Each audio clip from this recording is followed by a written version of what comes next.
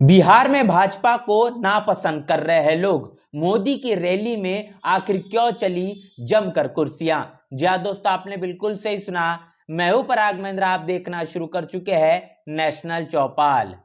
बिहार में होने वाले विधानसभा के चुनाव को ध्यान में रखते हुए तमाम राजनीतिक पार्टियों ने जो अपनी सियासी हलचल शुरू कर दी है, जिसमें अगर बात करेंगे भारतीय जनता पार्टी की, तो प्रधानमंत्री मोदी के माध्यम से अब अपने इस चुनावी एजेंडे को जमीनी स्तर पर उतारने के लिए प्रधानमंत्री मोदी अब सियासी मैदान में कूद चुके हैं। इसके पहले सिवान में एक बड़ी महारैली करने का काम प्रधानमंत्री मोदी के जरिए किया गया था और उसके बाद प्रधानमंत्री मोदी का आगमन बिहार के मोतिहारी में हुआ और गांधी बाग में आयोजित इस कार्यक्रम में जिस तरीके से लोगों को लाने की कोशिश की गई, खबरों से यह बात समझ कर आ रही है, निकल कर आ रही है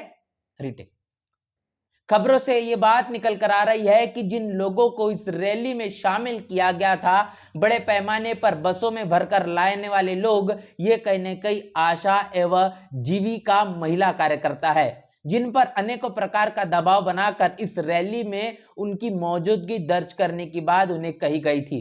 लेकिन ये बात वो बखूबी जानते हैं कि जिस मुताबिक लंबे समय से इस बात को लेकर उनकी भी मांगे है कि आशा वर्करों को जिस मुताबिक उनके मानधन के अनुसार जो चीजें मिलनी चाहिए वो लंबे समय से नहीं मिल पा रही। इसके साथ साथ महिलाओं को इस कार्यक्रम की मौजूदगी के बाद जिस मुताबिक जिन सुविधाओं को मिलने की आवश्यकता थी वो सुविधाएं भी महिलाओं को नहीं मिल पाई और ये भी देखने को मिला कि जिसके चलते बड़े पैमाने पर प्रधानमंत्री मोदी भारतीय जनता पार्टी की जो भी रैलियां होती है वो करोड़ों रुपए जिसमें खर्च किए जाते हैं, लेकिन महिलाओं के साथ जो सुविधाएं होनी चाहिए थी वो तमाम सुविधाएं मुहैया करवाने की कोशिश इस पूरे के पूरे आयोजन में नहीं हो पाई, जिसके चलते महिलाओं का ऐसा गुस्सा फूटा कि उसके बाद तब प्रत्येक महिलाओं ने अपने हाथों में कुर्सी को पकड़कर भारतीय जनता पार्टी के तमाम कार्यकर्ताओं पर फेंकना शुरू कर दिया। मामला इस मुताबिक बढ़ा कि बीच रैली में भी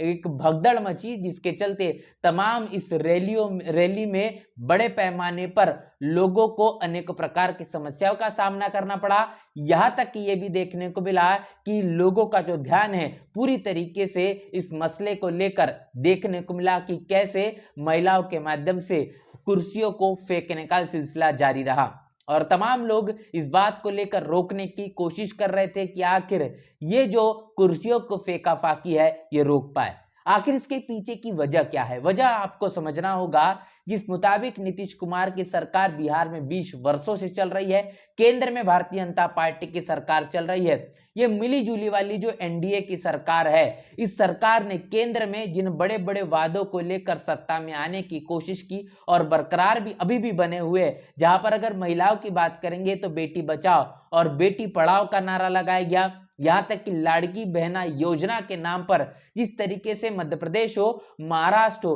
तमाम प्रदेशों में जिस तरीके से सरकार बनाने का काम किया गया, लेकिन वास्तविकता के आधार पर बेटी बचाओ और बेटी पढ़ाओ का नारा ये किस तरीके से खोखला साबित हुआ आप बखूबी जान पा रहे हैं। क्योंकि आज जिन जिन प्रदेशों में भारतीय जनता पार्टी की सरकार है उन तमाम प्रदेशों में दलितों और आदिवासियों के साथ होने वाली जुल्म जाती, महिलाओं पर होने वाले अन्य अत्याचार रुकने थमने का नाम नहीं ले रहे। गुंडा राज, जंगल राज जिस प्रदेश में भारतीय जनता पार्टी की सरकार है वह अपने चरम सीमा पर पहुंच चुका है। दूसरी तरफ लाडली बहना योजना के नाम पर जिस तरीके से वोटों को बटोरने का काम भारतीय जनता पार्टी ने किया, यह देखा गया कि सरकार बन जाने के बाद उन तमाम पैसों को बंद करने का काम या फिर अनेकों प्रकार की कसौटियों के आधार पर खरे नहीं उतरने के चलते उन तमाम पैसों को भी खाते में डालने से रोकने का काम भारतीय जनता पार्टी के सरकार के जरिए किया गया। वोट लेने के समय में समय से पहले ही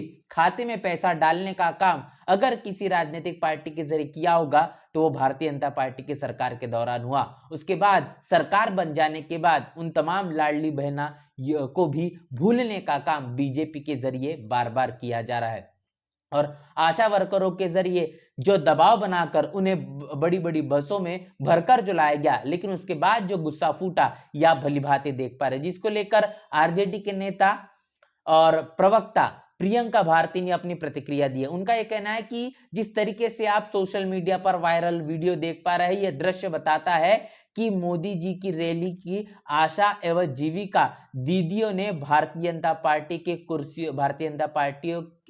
कार्यकर्ताओं पर जिस तरीके से कुर्सियां फेंक मारी है, 100 करोड़ रुपए बहाकर रैली की जाती है और पानी पीने तक की व्यवस्था की नहीं जाती, और इतना पैसा जाता है कि मशरूम मखाना 10 लाखिया सूट में। तो ये बात जिस तरीके से प्रियंका भारती इनके मुताबिक की गई है कि तमाम बेहतर से बेहतर आला दर्जे की सुविधा देने की कोशिश और अमल में लाने की कोशिश भारतीय जनता पार्टी की होती है, लेकिन साधारण से पानी की व्यवस्था भी प्रधानमंत्री मोदी की रैली में नहीं होती, जिसके कारण अनेकों प्रकार की असुविधाओं का